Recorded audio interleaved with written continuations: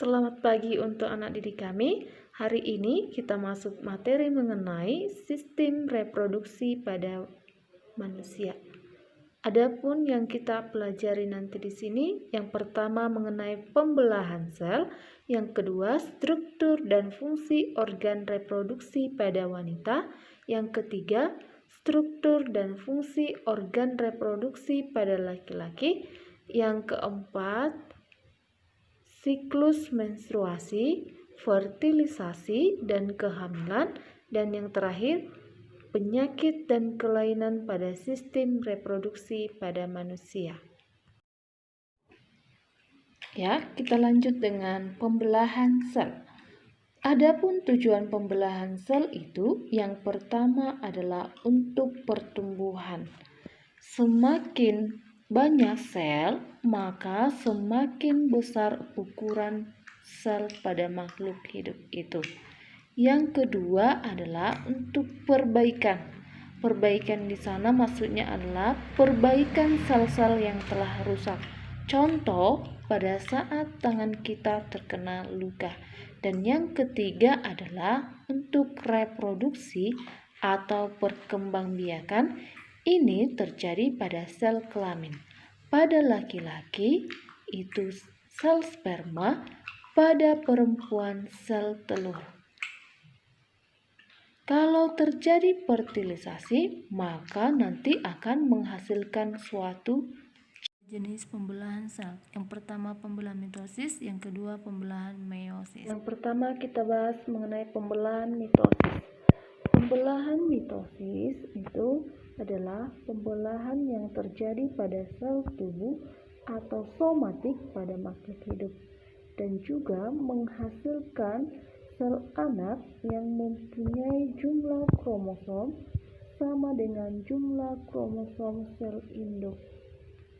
Sekarang coba kamu perhatikan video yang ibu tayangkan berikut ini.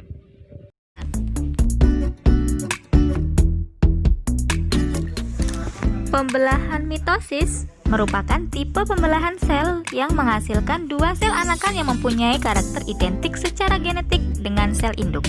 Artinya, kedua sel anakan yang terbentuk mempunyai susunan genetika yang sama dengan induknya, termasuk jumlah kromosom. Jika sel induk memiliki kromosom 2N atau diploid, maka jumlah kromosom yang dihasilkan oleh sel anakan juga 2N atau diploid. Misalnya, sel induk memiliki jumlah kromosom 23 pasang atau 46 buah, maka sel anakan juga memiliki jumlah kromosom 23 pasang atau 46 buah.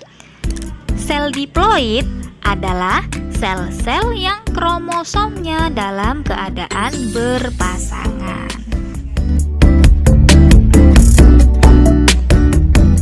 Pembelahan mitosis merupakan proses yang berkesinambungan yang terdiri atas 4 fase pembelahan, yaitu fase profase, metafase, anafase, dan telofase. Fase profase. Pada fase ini, kromosom di dalam inti sedang mengalami penggandaan. Nukleus dan membran inti rusak dan menghilang. Sentriol membelah menjadi 2 bagian dan bergerak ke arah kutub yang berlawanan. Setiap sentriol menuju ke benang-benang spindle. Fase metafase. Pada fase ini, membran inti melebur. Kromosom berkumpul di bidang ekuator yang ada di tengah sel.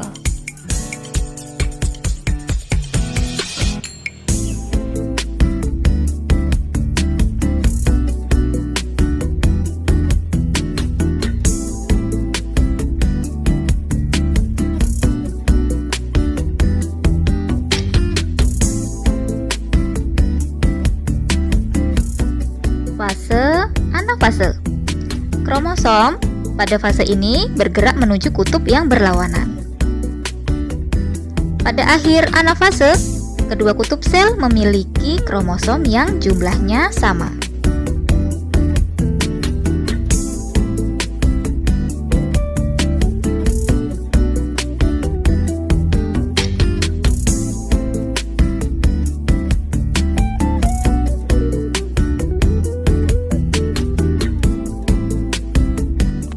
Fase telofase. Pada masa fase ini, membran inti mulai kembali bergabung, membentuk dua sel anakan yang sifatnya diploid. Sitokinesis merupakan tahap akhir pada pembelahan mitosis. Pada saat sitokinesis terbentuk cincin pembelahan yang berfungsi membagi sitoplasma sehingga terbentuk dua sel anakan.